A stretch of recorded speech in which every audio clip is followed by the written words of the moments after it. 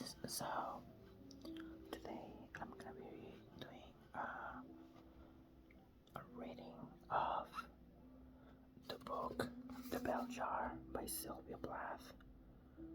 Now, I'm already on the 7th chapter, I think. So if you were looking more for an audiobook sort of video, this may not be the video for you, because I'm only gonna read some pages of the book.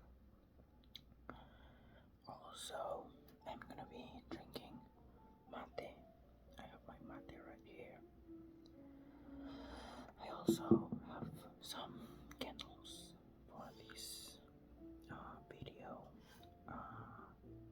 Yeah. So let's get started first with the mate. I have the mate here. It's already prepared, so we just need to add some water. Let me see. Okay, let's not fuck it up. There you go. There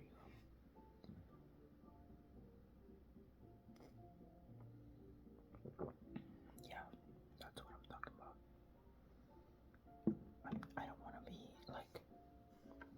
too loud because there's people sleeping downstairs. So yeah, let's see.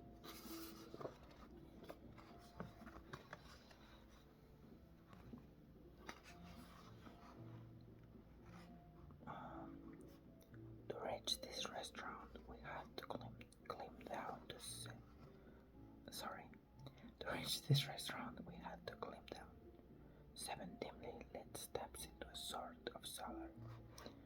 Trouble posters were plastered to smoke dark walls, like so many picture windows overlooking Swiss lakes in Japanese mountains and African velds, and thick, dusty bottle candles that seem for centuries to have wept their color waxes red over blue over green in a fine three-dimensional lace, cast a circle of light around each table where the faces floated, flushed and flame like themselves.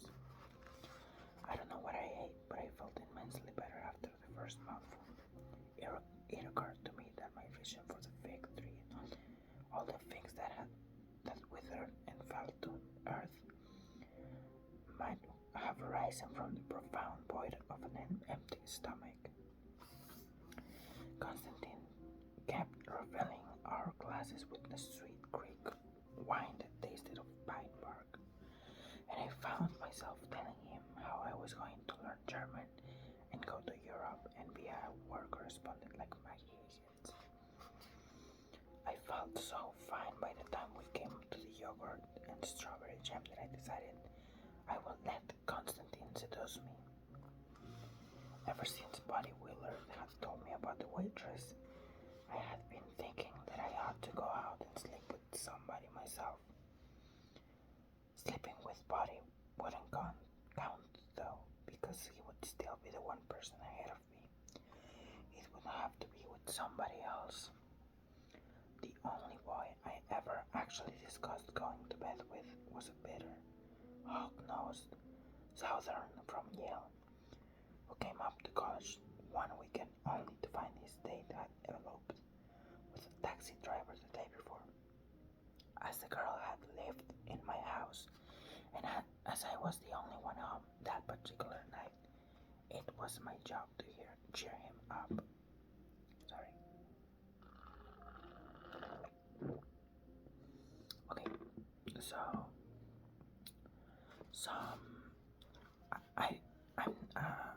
I'm gonna talk about the book. So sometimes I feel like Esther is not. I mean, I know she's not a good person, but I'm confused because when I first was recommended this book, particularly, I was told that it was like a feminist, not manifesto, but just iconic in the feminist, with the feminist girls. And I know that movement is not for me, but I do see something's wrong with Esther's behavior.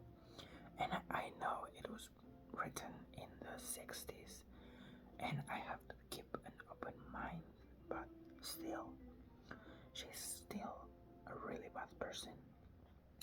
Because here's the thing, she was like in a talking stage with Buddy Willard, and then he like confessed that he had fucked a waitress. So she was like, Esther was like mad at him because he had fucked the waitress, and they were like in a talking stage. I guess they were not yet in a committed relationship, but they were like getting to it. And so she got mad and was a bit sexist towards the waitress. She called her like, she literally called her a slut. So I'm confused. Sometimes when I read this, I'm confused on how, like, is this a feminist iconic book? If any of you know, please let me know, because I don't want to be like cancelled. I want to go to college, guys. Anyway, so the music stops. I don't know why. I have this cassette. Wait, let me show you. Okay, so I fixed it. Also, this is the box of the cassette. It says best poetry of Japan. So yeah, I'm going to keep on reading because I do get dissociated a lot. Sorry, my mind wanders off. Okay, I'm gonna keep reading. As the local coffee shop hunched in one of the secretive high-backed booths with hundreds of people's names gouged into the wood, we drank cup after cup of black coffee and talked frankly about sex. His name was Eric, said he thought it disgusting the way all the girls in my college stood around on the porches under the porch lights and in the bushes in plain view, necking madly before the 1 o'clock curfew, so everybody passing by could see them. A million years of evolution, Eric said bitterly. And what are we? Animals. Okay, Miss Girl. Then Eric told me about how he had slept with his first woman. He went to a southern prep school that specialized in building all-around gentlemen. And by the time you graduated, it was an unwritten rule that you had to have known a woman. Known in the biblical sense, Eric said. So one Saturday, Eric and a few of his classmates took a bus into the nearest city and visited a notorious whorehouse. I was gonna say warehouse, but it's whorehouse.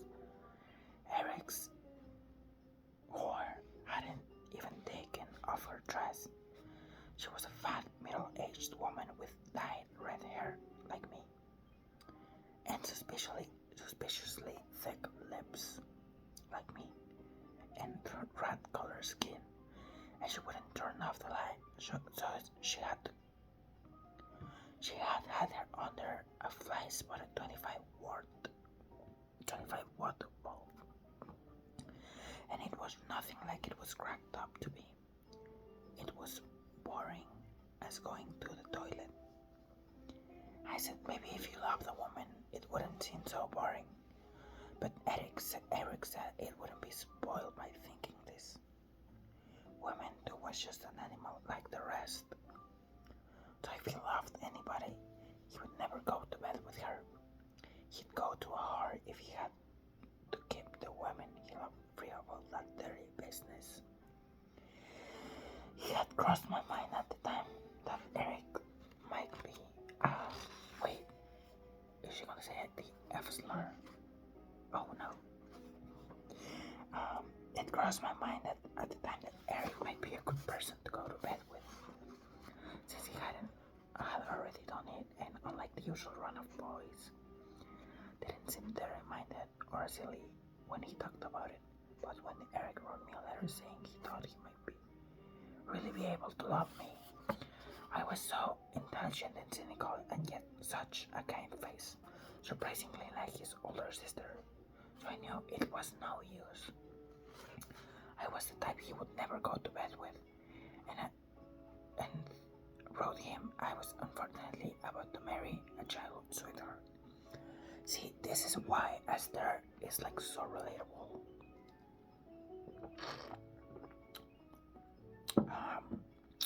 Earlier we were talking about Polly Willard. She hates him, but she also loves him, and I'm like, girl, same. What the fuck? Anyway, that's all for now. Let me know if you want to hear more about her.